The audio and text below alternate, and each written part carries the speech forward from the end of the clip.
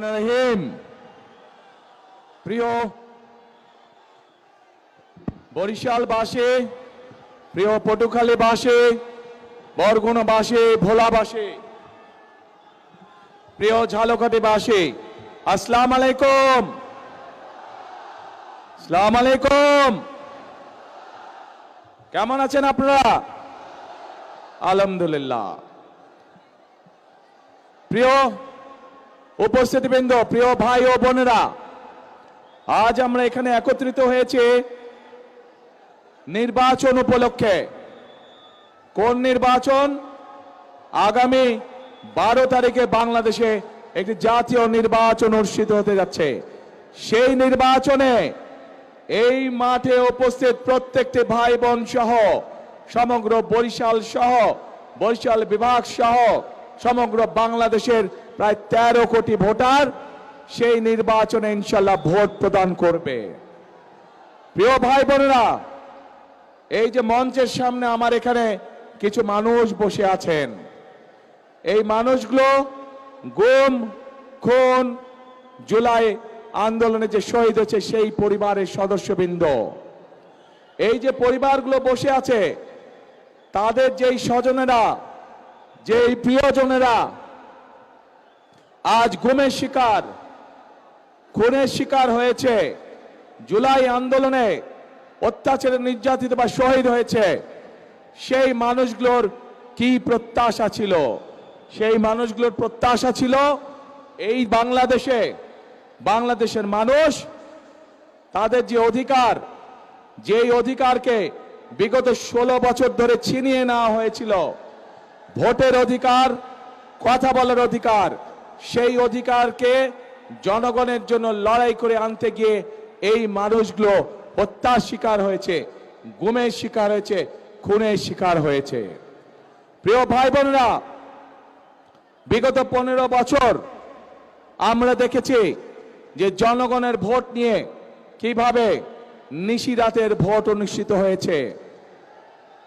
আমরা দেখেছি জনগণের ভোটের অধিকার কেড়ে নিয়ে কিভাবে আমি দামি নির্বাচন করা হয়েছিল তথাকথিত নির্বাচনের নামে, মনে আছে আপনাদের? কিন্তু প্রিয় ভাই বোনেরা, গত 24 সালের ছাত্র জনতার আন্দোলনের মুখে সেই আমি দামি নির্বাচনের মালিক যারা, নিশিরাতের নির্বাচনের মালিক যারা, তারা জনগণের প্রতিরোধের মুখে এই বাংলাদেশ ছেড়ে পালিয়ে যেতে বাধ্য হয়েছে। এখন এই বাংলাদেশ হচ্ছে জনগণের বাংলাদেশ। এখন এই বাংলাদেশ চলবে জনগণের রায়ের ভিত্তিতে, এবং এই জন্যই বাংলাদেশের মানুষ আগামী 12 তারিখে তাদের পছন্দসই প্রতিনিধি নির্বাচন করবে, যারা জনগণের ইচ্ছা মতন জনগণের কাছে জবাবদিহি করার মাধ্যমে ইনশাল্লাহ আগামী দিন দেশ পরিচালনা করবে। কিন্তু প্রিয় ভাই বোনেরা, 5ই আগস্টের পরবর্তীতে আমরা আশা করেছিলাম যে 5ই আগস্টের পূর্বে সেই যে স্বৈরাচার, যারা জনগণের ভোটের অধিকার, কথা বলার অধিকার কেড়ে নিয়েছিল, তারা যেই ভাষায় কথা বলতো জনগণকে, বিভিন্ন বাংলাদেশের সম্মানী গুণী মানী ব্যক্তিকে যেভাবে অপদস্থ করত, যেভাবে মানুষকে তারা ছোট করত, নিশ্চয়ই 5ই আগস্টে তাদের পালিয়ে যাবার পরে এই রীতি নিশ্চয়ই বন্ধ হয়ে গিয়েছে। কিন্তু দুঃখের সাথে আমরা খেয়াল করলাম যে এই রীতি বন্ধ হয় নাই। একটি রাজনৈতিক দল যাদের একটি অন্য পরিচয় আছে, জনগণ যাদেরকে একটি ভিন্ন পরিচয় চিনে, জনগণ তাদেরকে কি পরিচয় চিনে? গুপ্ত পরিচয় চিনে, গুপ্ত পরিচয়। আপনারা চিনেন কারা তারা গুপ্ত? বাংলাদেশের রাজনীতিতে কারা সেই গুপ্ত? চেনেন আপনারা, আলহামদুলিল্লাহ। প্রিয় ভাই বোনেরা, বর্তমানে বাংলাদেশে এক নতুন জালেমের আবির্ভাব হয়েছে। এই গুপ্ত সংগঠনের ব্যক্তিরা নতুন জালেম রূপে আবির্ভূত হয়েছে বাংলাদেশের মানুষের কাছে। কেন? প্রিয় ভাই বোনেরা, এই বাংলাদেশে আবহমান কাল ধরে, শত হাজারো বছর ধরে এই বাংলাদেশে নারী পুরুষ সকলে মিলে মাঠে কাজ করে। বাংলাদেশে যেমন কৃষক ভাইরা কাজ করে মাঠে, একইভাবে আমরা জানি বাংলাদেশের বিভিন্ন প্রত্যন্ত অঞ্চলে কৃষানির বোনরাও তারা মাঠে কাজ করে। প্রিয় ভাই বোনেরা, শুধু মাঠেই নয়, বিভিন্ন কল কারখানায় আমরা দেখেছি আমাদের মায়েরা, আমাদের বোনেরা, আমাদের নারীরা তারা পুরুষের পাশাপাশি কাঁধে কাঁধ মিলিয়ে কাজ করে। তারা যে গার্মেন্ট শিল্প নিয়ে সমগ্র পৃথিবীতে আমরা গৌরব বোধ করি, সেই গার্মেন্ট শিল্প টিকিয়ে রেখেছে এই দেশের নারী সমাজ, এই দেশের মা বোনেরা। প্রিয় ভাই বোনেরা, আজ আমরা অত্যন্ত কষ্টের সাথে দেখছি, অত্যন্ত ঘৃণার সাথে দেখছি এই যে নতুন জালেম, যাদেরকে মানুষ গুপ্ত হিসাবে চিনে, এই জালেমদের নেতা সে 2 দিন আগে প্রকাশ্যে বলেছে বাংলাদেশের নারীদেরকে সে একটি অত্যন্ত কলঙ্কিত শব্দ দিয়ে ব্যবহার করেছে। প্রিয় ভাই বোনেরা, যেই ব্যক্তি বা যেই দলের তার দেশের মা বোনদের প্রতি বিন্দুমাত্র শ্রদ্ধা নেই, যেই নেতা, যেই দলের নেতাকর্মীদের নিজের দেশের মা বোনদের কষ্টের প্রতি বিন্দুমাত্র সম্মান নেই, তাদের কাছ থেকে আর যাই হোক বাংলাদেশ কখনো অগ্রগতি আশা করতে পারে না। তাদের কাছ থেকে আর যাই হোক বাংলাদেশের মানুষ আত্মসম্মানমূলক কোনো মর্যাদাপূর্ণ কোনো আচরণ আশা করতে পারে না। প্রিয় ভাই বোনেরা, এই জালেমদের একটি কথাই শুধু বললাম, আমি আপনাদেরকে আরো একটি কথা বলছি। তার আগে বিবি খাদিজার সম্পর্কে আপনারা জানেন না? আমাদের প্রিয় নবী করিম সাল্লাল্লাহু আলাইহি ওয়াসাল্লামের স্ত্রী এই বিবি খাদিজা, উনিও একজন কর্মজীবী মহিলা ছিলেন। উনিও একজন কর্মজীবী মহিলা ছিলেন। ওনার নিজের ব্যবসা বাণিজ্য ছিল, যেখানে নবী করিম সাল্লাল্লাহু আলাইহি ওয়াসাল্লাম নিজেও কাজ করতেন। প্রিয় ভাই বোনেরা, এরা বলে ইসলামের রাজনীতি করে, অথচ নবীর স্ত্রী নিজে যেখানে একজন কর্মজীবী মহিলা ছিলেন, সেখানে কেমন করে একটি রাজনৈতিক দলের নেতা এবং কেমন করে সেই রাজনৈতিক দলটি তাবৎ বাংলাদেশের নারী সমাজকে এমন একটি কলঙ্কিত শব্দ জর্জরিত করলো। প্রিয় ভাই বোনেরা, বদরের যুদ্ধ নিশ্চয়ই আপনারা জানেন কম বেশি সবাই। সেই বদরের যুদ্ধে হযরত আয়েশা তার নেতৃত্বে পরিচালিত হয়েছিল, তার নেতৃত্বে যুদ্ধের সকল সরঞ্জামাদি সরবরাহ করা হয়েছিল, তার নেতৃত্বে যুদ্ধে যারা আহত হয়েছিল সেই মানুষগুলোকে নার্সিং দেওয়া হয়েছিল, ট্রিটমেন্ট দেওয়া হয়েছিল। কাজে আমরা ইসলাম ধর্ম বলে, আমরা আমাদের দেশের সামাজিক অবস্থান বলে, সকল জায়গায় নারীদের একটি শক্তিশালী অবস্থান আছে এবং আমরা কোনোভাবেই অস্বীকার করতে পারবো না। এই নারীদেরকে পেছনে রেখে, এই নারীদেরকে ঘরে বন্দি করে রেখে কোনোভাবেই আমরা বাংলাদেশকে সামনে যেতে পারবো, এটি আমরা কখনোই মনে করি না। এবং সেই জন্যই দেশনেত্রী খালেদা জিয়া যখন দেশ পরিচালনার দায়িত্বে ছিলেন, উনি বাংলাদেশের নারীদের শিক্ষা ব্যবস্থাকে সম্পূর্ণ বিনামূল্যে করে দিয়েছিলেন, ইন্টারমিডিয়েট পর্যন্ত। প্রিয় ভাই বোনেরা, আজ সময় এসেছে আমাদেরকে দেশ গড়ার, এবং দেশ যদি গড়তে হয় প্রত্যেকটি নারী পুরুষকে কাঁধে কাঁধ মিলিয়ে কাজ করতে হবে আজকে। তা না হলে এই দেশকে আমরা আমাদের প্রত্যাশিত বাংলাদেশ হিসেবে গড়ে তুলতে পারবো না। প্রিয় ভাই বোনেরা, সেজন্যই আমরা এই নারীদেরকে, বিশেষ করে গ্রামের খেটে খাওয়া নারী যারা, শহরের খেটে খাওয়া নারী যারা, কর্মজীবী নারী যারা সহ সকল গৃহিণীর কাছে, সকল পরিবারের মাদের কাছে আমরা ফ্যামিলি কার্ড পৌঁছে দিতে চাই, যার মাধ্যমে আমরা এই নারীদেরকে ধীরে ধীরে অর্থনৈতিকভাবে স্বাবলম্বী করে গড়ে তুলতে পারি, যেন তারা পুরুষের পাশাপাশি পরিবারে, সমাজে, দেশে অর্থনৈতিকভাবে শক্তিশালী ভূমিকা রাখতে পারে। প্রিয় ভাই বোনেরা, আসুন এবার দেখে ওই যে গুপ্ত সংগঠনটির কথা বললাম, যারা বাংলাদেশের নারী সমাজকে অপমানজনক শব্দ ব্যবহার করে।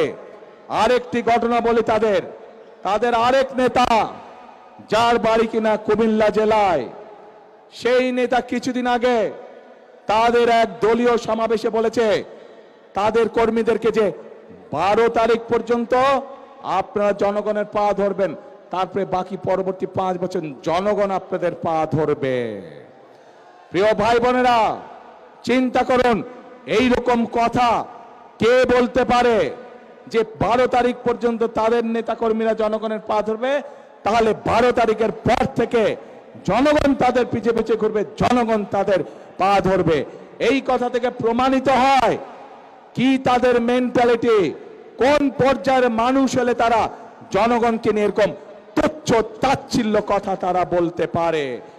প্রিয় ভাই বোনেরা, এইসব লোক যদি নির্বাচিত হয়, এইসব লোক যদি দায়িত্ব পায়, তাহলে আজকেই আমাদের কাছে পরিষ্কার হয়ে যাচ্ছে যে জনগণের ভাগ্যের কি দুর্বিষহ অবস্থা হবে, দেশের মানুষের ভাগ্যের কি দুর্বিষহ অবস্থা হবে। যাদের মনে এই কথা এবং মনের কথাই বেরিয়ে এসছে তাদের বাস্তবে। কাজেই প্রিয় ভাই বোনেরা, এইসব গুপ্তদের বিরুদ্ধে আপনাদেরকে সতর্ক থাকতে হবে, সজাগ থাকতে হবে। যারা দেশের মানুষকে সম্মান করতে জানে না, যারা পরিকল্পনা করে রাখে যে 12 তারিখের পর থেকে তারা জনগণকে নাকে দড়ি দিয়ে ঘোরাবে, তাদেরকে উচিত শিক্ষা আপনাদেরকে দিতে হবে। প্রিয় ভাই বোনেরা, এইসব গুপ্তরা সেই 86 সাল 71 সাল ইতিহাস যদি দেখি আমরা, সব সময় যারা দেশ থেকে পালিয়ে গেছে তাদের সাথে সব সময় এপাশ নালে ওপাশ, মুদ্রার এপেট নালে ওপিট হিসেবেই তারা ছিল। কাজে তাদের কাছ থেকে দেশের মানুষ ভালো কোনো কিছু আশা করতে পারে না। প্রিয় ভাই বোনেরা, বিশাল এই বরিশাল বিভাগ 1993 সালে বিএনপি তথা দেশনেত্রী খালেদা জিয়ার সরকার এই বরিশালকে বিভাগ হিসাবে ঘোষণা করেছিলেন। প্রিয় ভাই বোনেরা, তারপরে নদীর পানি অনেক দূর গড়িয়ে গিয়েছে। আমরা এলাকার উন্নয়নে বিভিন্ন সময় বিভিন্ন কাজ করেছি, কিন্তু আরো বহু কাজ করা বাকি। যেমন বরিশাল ভোলা ব্রিজ, এই কাজটি আমাদেরকে করতে হবে। এখানকার শেরে বাংলা মেডিকেল কলেজ, সেটিকে এলাকার মানুষের চিকিৎসার জন্য উন্নত করতে হবে। ভোলাতে মেডিকেল কলেজ, সেটির কাজে আমাদেরকে হাত দিতে হবে। সবচেয়ে বড় সমস্যা এই এলাকার নদী ভাঙন সমস্যা। মানুষের যারা আমাদের মুরব্বী ছিলেন, যারা গত হয়ে গিয়েছেন, বিভিন্ন এলাকায় তাদের কবর ভেঙে যাচ্ছে, মসজিদ ভেঙে যাচ্ছে, বাপ দাদার ভিটে বাড়ি ভেঙে যাচ্ছে। প্রিয় ভাই বোনেরা, এই বিশাল এলাকাকে আমাদের বেড়িবাঁধ দিতে হবে। বেড়িবাঁধ দিয়ে নদী ভাঙন আমাদেরকে ঠেকাতে হবে যে কোনো মূল্যে। কাজেই অনেক কাজ বাকি আছে আমাদের। এই কাজগুলো যদি করতে হয় প্রিয় ভাই বোনেরা, তাহলে অবশ্যই আপনাদেরকে সঠিকভাবে সিদ্ধান্ত নিতে হবে। যে অতীতে আপনারা দেখেছেন বিএনপি সকল সময় চেষ্টা করেছে আপনাদের পাশে দাঁড়াতে। এই এলাকায় 1978 সালে পল্লী বিদ্যুতের লাইন শহীদ রাষ্ট্রপতি জিয়াউর রহমান চালু করেছিলেন। কাজেই বিদ্যুতের লাইন বলুন, বরিশাল বিভাগ বলুন, এর বাইরে আরো অনেক কাজ যেগুলো বিএনপি করেছিল, কিন্তু কিছু কাজ শেষ করে যেতে পারে নাই। এর মধ্যে বিগত 16 বছর, এক যুগেরও বেশি সময় ধরে স্বৈরাচারের শাসন আমলে অনেক কিছু জমা হয়ে গিয়েছে, যেই কাজগুলো করতে হবে। রাস্তাঘাট ভেঙে ধ্বংস হয়ে গিয়েছে, স্কুল কলেজগুলোকে ভেঙে ধ্বংস হয়ে গিয়েছে। ছোট ছোট হাসপাতাল, উপজেলা স্বাস্থ্য কমপ্লেক্সগুলোতে ডাক্তারের অভাব, স্কুলগুলোতে শিক্ষকের অভাব, এই সকল সমস্যার সমাধান আমাদেরকে করতে হবে। এই সকল সমস্যার সমাধান বিএনপি তখনই করতে পারবে যখন আপনারা ধানের শীষকে ইনশাআল্লাহ নির্বাচিত করবেন, তাহলেই আমরা এই সকল কাজ করতে পারবো। প্রিয় ভাই বোনেরা, এই বৃহত্তর বরিশাল বিভাগ, এই বৃহত্তর বরিশাল, এখানে প্রচুর কৃষিজ পণ্য উৎপাদিত হয়, প্রচুর মাছ মৎস্য চাষী আছেন যারা মৎস্য জীবিকা নির্বাহ করে চলেন। আমরা পরিকল্পনা গ্রহণ করেছি যে এই ফসলগুলোকে, এই মাছ মৎস্যগুলোকে কিভাবে হিমাগারে রেখে কৃষকদেরকে বা মৎস্য চাষীদেরকে সহযোগিতা করা যায়। কাজে আমাদের পরিকল্পনার মধ্যে রয়েছে এই এলাকায় বিভিন্ন জায়গায়, সামগ্রিকভাবে এই এলাকার বিভিন্ন জায়গায় যেখানে যেখানে প্রয়োজন কৃষকদের সহযোগিতার জন্য আমরা হিমাগার ইনশাআল্লাহ তৈরি করব। যে হিমাগারের পণ্য রাখার মাধ্যমে কৃষকরা ন্যায্য মূল্যে তাদের পণ্যর দাম পেতে পারে। প্রিয় ভাই বোনেরা, আমরা মায়েদের কাছে যেমন ফ্যামিলি কার্ড পৌঁছে দিতে চাই, ঠিক একইভাবে আমরা কৃষক ভাইদের জন্য কৃষি কার্ডও আমরা পৌঁছে দিতে চাই।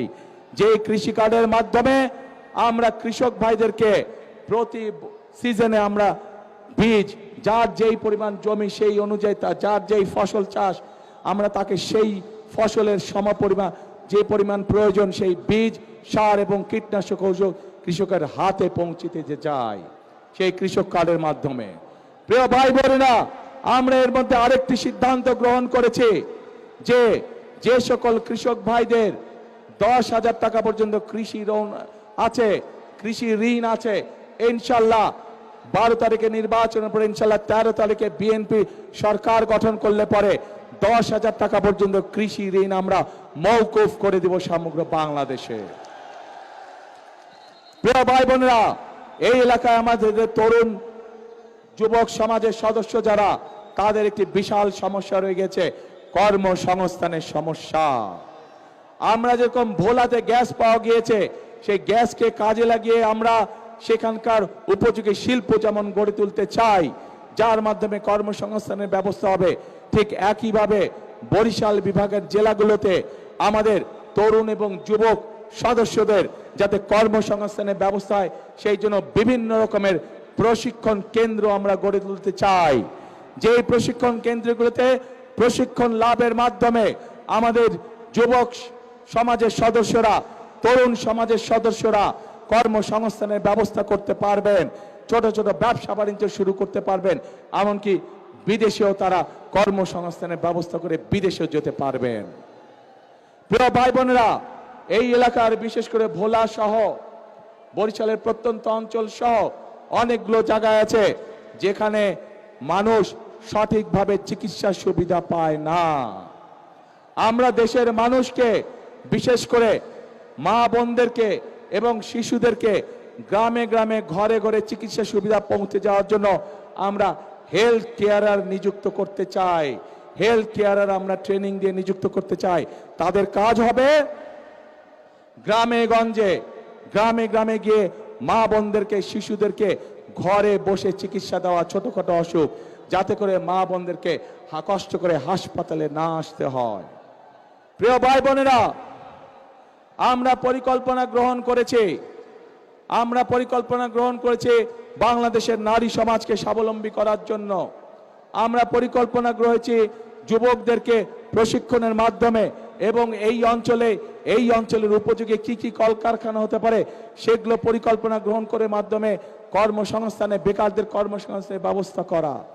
আমরা পরিকল্পনা গ্রহণ করেছি কৃষক ভাইদেরকে কৃষি 10,000 টাকা পর্যন্ত কৃষি ঋণ মওকুফ করার মাধ্যমে এবং কৃষক কার্ড দেওয়ার মাধ্যমে তাদের পাশে কিভাবে দাঁড়ানো যায়, তাদেরকে কিভাবে সহযোগিতা করা যায়। প্রিয় ভাই বোনেরা, আমাদের দেশের বহু ইয়াং ছেলে মেয়ে আছে যারা খেলাধুলায় ভালো। আমরা সারা বাংলাদেশ থেকে যারা খেলাধুলায় ভালো, শুধু পড়ালেখা না, পড়ালেখার পাশাপাশি যারা খেলাধুলায় ভালো, এইরকম প্রতিভাবান যারা আছে তাদেরকে নিয়ে এসে আমরা ট্রেনিং দিতে চাই, যাতে করে তারা খেলোয়াড় হিসাবেও নিজেদেরকে তৈরি করতে পারে। প্রিয় ভাই বোনেরা, চিকিৎসা ব্যবস্থার কথা আপনাদের সামনে আমি তুলে ধরেছি, কৃষকের কথা আমি তুলে ধরেছি, মা বোনদের কথা আমি আপনাদের সামনে তুলে ধরেছি। আমি তরুণ যুবক সমাজের যারা কর্মহীন আছেন কি করে তাদের কর্মের ব্যবস্থা করা যায় সেই বিষয়ে আমরা তুলে ধরেছি। কেন এই পরিকল্পনাগুলো গ্রহণ করেছি আমরা? এই পরিকল্পনাগুলো আমরা গ্রহণ করেছি কারণ আমাদের লক্ষ্য, আমাদের উদ্দেশ্য হচ্ছে জনগণ, এবং জনগণের ভাগ্য যদি পরিবর্তন করতে পারি, আমরা জনগণের ভাগ্য পরিবর্তন করতে পারে, তাহলেই এই দেশকে সামনের দিকে নিয়ে যেতে হবে। প্রিয় ভাই বোনেরা, ওই গুপ্ত সংগঠনের নেতা যেমন বলেছে 12 তারিখ পর্যন্ত জনগণের পা ধরতে, আমরা তার উল্টাটা বলি। আমি আমার নেতাদেরকে, আমি আমার কর্মীদেরকে বলি 12 তারিখ থেকে না, আপনারা 13 তারিখ থেকেও আগামী 5 বছর জনগণের পা ধরে থাকবেন। কারণ আমরা দেখেছি জনগণের শক্তি যার পিছনে না থাকে, জনগণের সমর্থন যার পিছনে না থাকে, তার পরিণতি কি হতে পারে 5 তারিখ 5ই আগস্ট আমরা সমগ্র দেশবাসী প্রত্যক্ষ করেছে। প্রিয় ভাই বোনেরা, আমরা যারা বিএনপি করে, আমরা যারা শহীদ রাষ্ট্রপতি জিয়াউর রহমানের আদর্শে বিশ্বাসী, আমরা যারা দেশনেত্রী খালেদা জিয়ার আদর্শে বিশ্বাসী, আমাদের কথা একটাই, কাজ একটাই, আমরা বিশ্বাস করি জনগণই সকল ক্ষমতার উৎস। এবং সেই জন্যই আমরা যে সকল পরিকল্পনা গ্রহণ করি, সেগুলো গ্রহণ করে জনগণের জীবনযাত্রা কিভাবে ভালো করা যায়, আমরা সেজন্যই সেই সকল পরিকল্পনা গ্রহণ করি যার মাধ্যমে জনগণের ভাগ্য পরিবর্তিত হতে পারে। আমরা সেই সকল পরিকল্পনায় গ্রহণ করি যার মাধ্যমে জনগণের ভাগ্য একই সাথে দেশের ভাগ্যের পরিবর্তন করা যায়। প্রিয় ভাই বোনেরা, বক্তব্যের শুরুতেই বলেছি যে এই যে আমাদের এখানে স্টেজের সামনে, মঞ্চের সামনে কতগুলো পরিবার বসে আছে যারা তাদের স্বজনদেরকে হারিয়েছে, যেই অধিকার আপনারা 12 তারিখে প্রয়োগ করতে যাচ্ছেন, সেই অধিকারকে প্রতিষ্ঠিত করার জন্য এই মানুষগুলো স্বজনরা অকাতরে নিজেদের জীবন বিলিয়ে দিয়েছে। এখন প্রিয় ভাই বোনেরা, এই যে যারা শহীদ হয়েছে, যারা নিজেদের জীবন বিলিয়ে দিয়েছে, এই মানুষগুলোর আত্মত্যাগের মর্যাদা যদি দিতে হয়, তাহলে অবশ্যই আমাদের দেশকে পুনর্গঠন করতে হবে, তাহলে অবশ্যই আমাদেরকে গণতন্ত্রের ভিত্তিকে মজবুত করতে হবে। এবং গণতন্ত্রের ভিত্তিকে যদি মজবুত করতে হয়, তাহলে প্রিয় ভাই বোনেরা, জনগণের সমর্থন ছাড়া সেটি করা সম্ভব নয়, জনগণের অংশগ্রহণ ছাড়া সেটি করা সম্ভব নয়। এবং জনগণের অংশগ্রহণ মানে 12 তারিখ সকাল থেকে আপনাদেরকে সতর্ক থাকতে হবে যে আপনাদের এই অধিকার কেউ যাতে ছিনিয়ে যেতে না পারে, আপনাদের এই অধিকারের বিরুদ্ধে কেউ যাতে ষড়যন্ত্র করতে না পারে। প্রিয় ভাই বোনেরা, গত কয়েকদিন ধরে বিভিন্ন পত্র পত্রিকায় নিউজে আমরা কিছু খবর দেখতে পাচ্ছি, ওই যে যারা নতুন জালেম হিসেবে আবির্ভূত হয়েছে, ওই যে যাদেরকে বাংলাদেশের মানুষ গুপ্ত হিসাবে চিনে, আমরা দেখেছি কিভাবে তাদের লোকজন বিভিন্ন জায়গায় ভুয়া সিল ছাপাচ্ছে, কিভাবে আমরা বিভিন্নভাবে শুনতে পাচ্ছি যে তাদের পরিচিত যেগুলা প্রেস আছে সেখানে বলে তারা ব্যালট পেপার ছাপাচ্ছে, যেটি তারা পকেটে করে নিয়ে যাবে। প্রিয় ভাই বোনেরা, শুধু তাই নয়, আমরা এর মধ্যে বিভিন্ন জায়গায় দেখেছি, বিশেষ করে নিরীহ মা বোন যারা আছে তাদের কাছে গিয়ে তারা এনআইডি নাম্বার নিচ্ছে, তাদের কাছে গিয়ে তারা বিকাশ নাম্বার নিচ্ছে।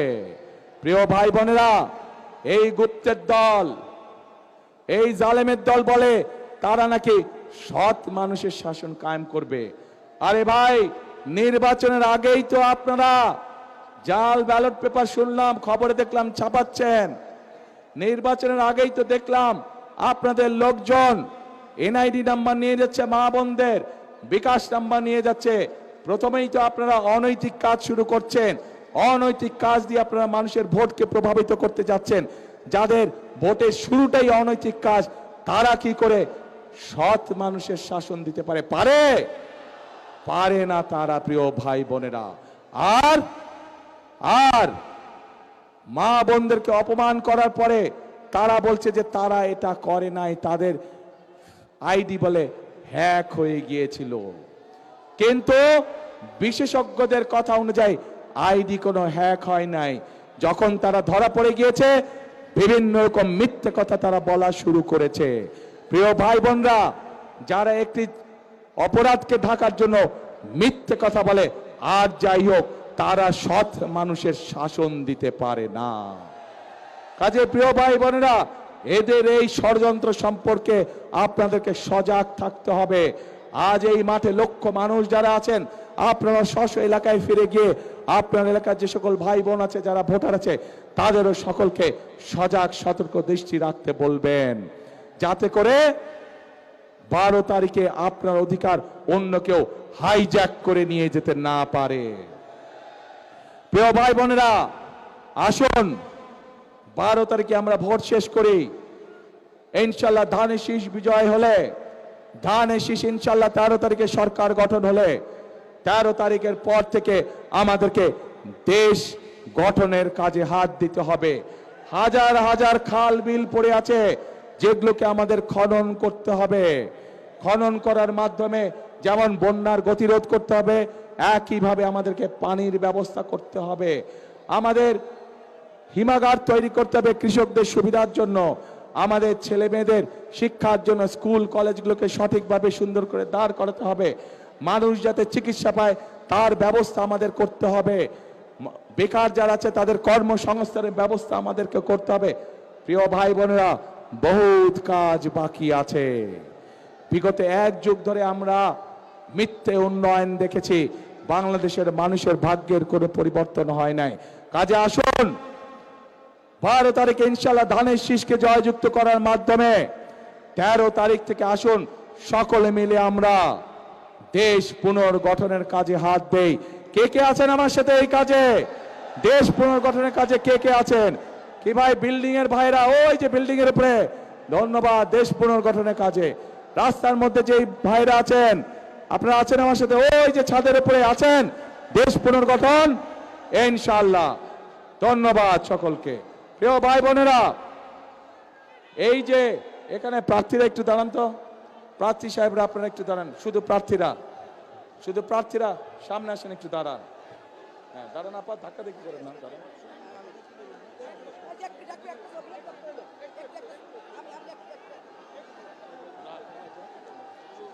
প্রিয় ভাই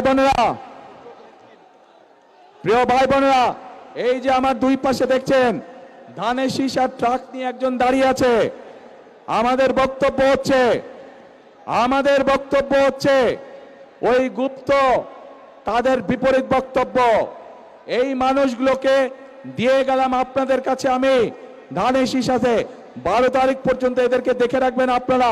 13 তারিখ থেকে বিজয় ইনশাল্লাহ এরা আপনাদেরকে দেখে রাখবে, এরা আপনাদের পায়ে পড়ে থাকবে, এরা আপনাদের এলাকায় পড়ে থাকবে এলাকার উন্নয়নের জন্য।